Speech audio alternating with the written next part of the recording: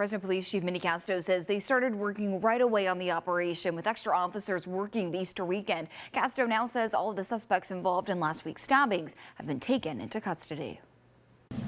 Every arrest that's going to be made during this operation is a step towards stopping violent offenders from victimizing this community. Fresno Police Chief Mindy Castro says the new citywide violent crime suppression operation is in action and already working. It should serve as a lesson to anybody who wants to come into Fresno, especially our most prominent public spaces, and commit crimes, that you will be held accountable. Castro says over the weekend, officers arrested 4 teenagers in last week's downtown stabbing at Fulton and Inyo. There's a lack of accountability for juveniles in this state, and then you run into kids who just don't have a lot of guidance going on at home, and it's a perfect storm for juvenile crime.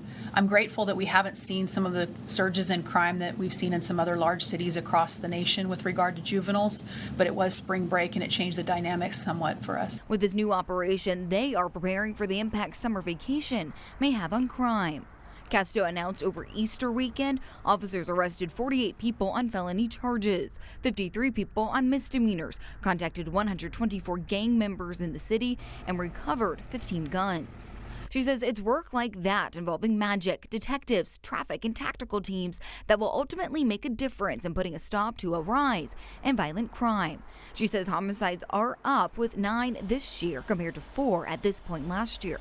She says out of those 9 homicides, 7 are gang related. In that, I believe the city is safe, and we will do everything possible to preserve that safety, not just the actual safety, but to help prevent that fear of crime that people sometimes experience.